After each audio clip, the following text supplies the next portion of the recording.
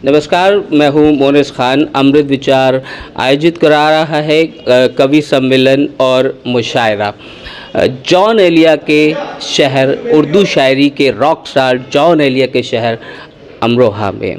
ख़ास बात यह है कि आज जॉन एलिया साहब का जन्मदिन भी है, उनकी सालगिरह है। इस मौके पर कवियों की एक शायरों की बड़ी महफ़िल सज रही है। उसी कड़ी में इस पूरे मुशायरे और कवि सम्मेलन में तमाम शोहरा हजरात और कवि जुट रहे हैं।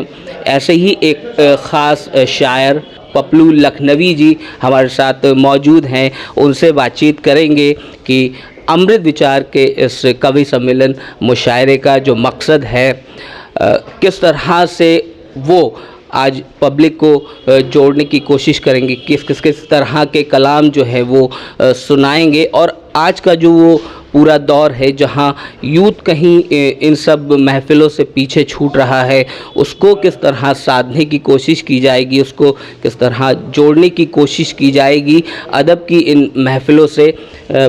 पपलू साहब, बहुत बहुत स्वागत है आपका। आदाब। मैं लखनऊ से हूँ, पपलू लखनवी।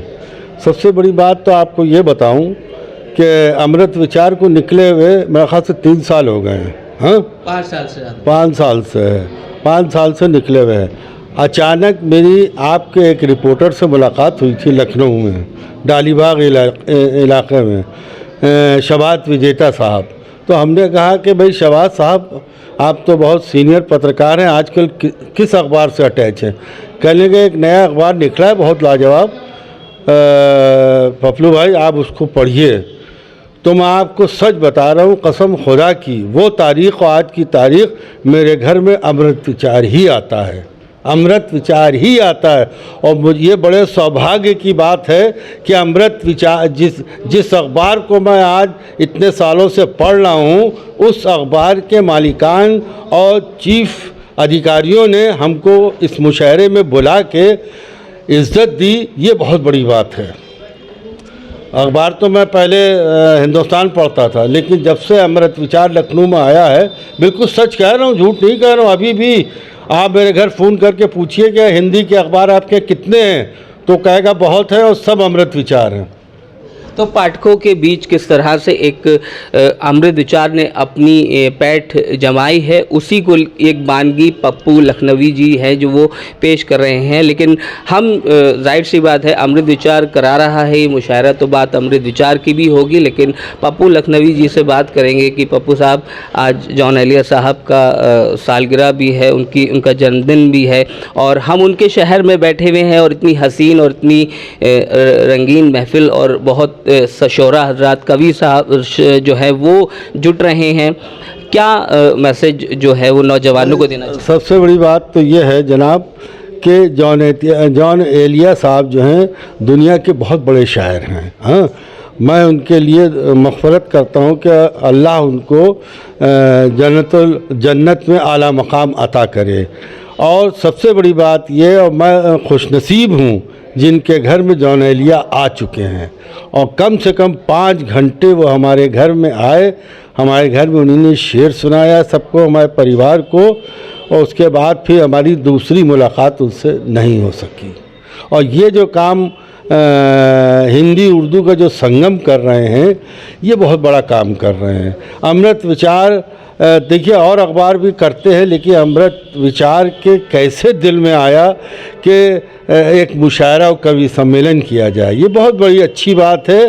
और उनके नज़रिए से एकता का वो पैगाम दे रहे हैं।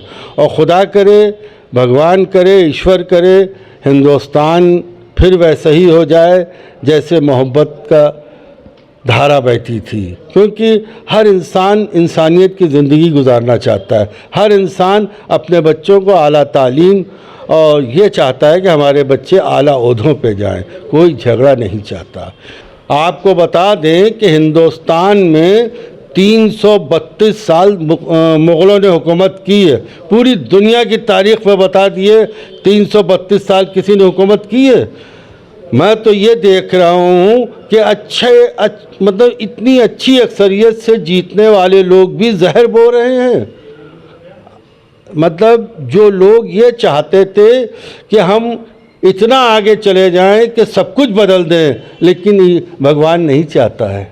भगवान चाहता है कि संविधान के साथ हिंदुस्तान पनपता रहे, फूलता रहे, चहकता रहे, महकता रहे। निफाक, अलगाव हिंदुस्तान में है ही नहीं। हिंदुस्तान तो ऐसा स्पंज है, जो यहाँ आता है, जो भी धर्म आता है, वो अपने में समेट लेता है। दुनिया में हिंदुस्तान से अच्छा मुल्क नहीं है, नहीं है, नहीं है। एक मुक्तक आपके सामने 4 मिसरे पेश करना चाहता हूँ कि ऐ नौजवानों, तुमको जवानी की है कसम। ऐ नौजवानों, तुमको जवानी की है कसम। इंसानियत के नाते, इंसानियत के वास्ते दिल दिल से जोड़ दो। इंसानियत के वास्ते दिल दिल से जोड़ दो।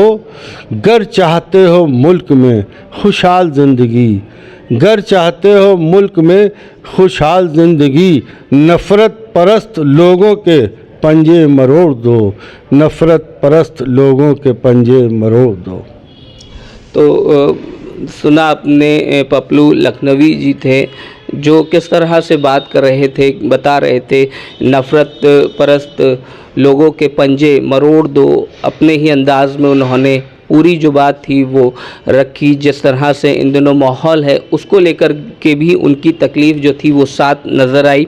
साथ ही उन्होंने बताया किस तरह से जॉन एलिया से उनकी मुलाकात हुई, किस तरह उन्होंने 5 घंटे उनके घर में गुजारे, और भी कई सारी बातें जो उन्होंने सुनने वाली कवि सम्मेलन सुनने वाली ऑडियंस होती हैं, मुशायरे सुनने वाली ऑडियंस होती है, उसके लिए उन्होंने कहीं। हम आपके साथ फिर हाजिर होंगे, और भी बहुत सारे कवि और शोहरा हजरात हैं। तब तक के लिए मुझे दीजिए इजाज़त।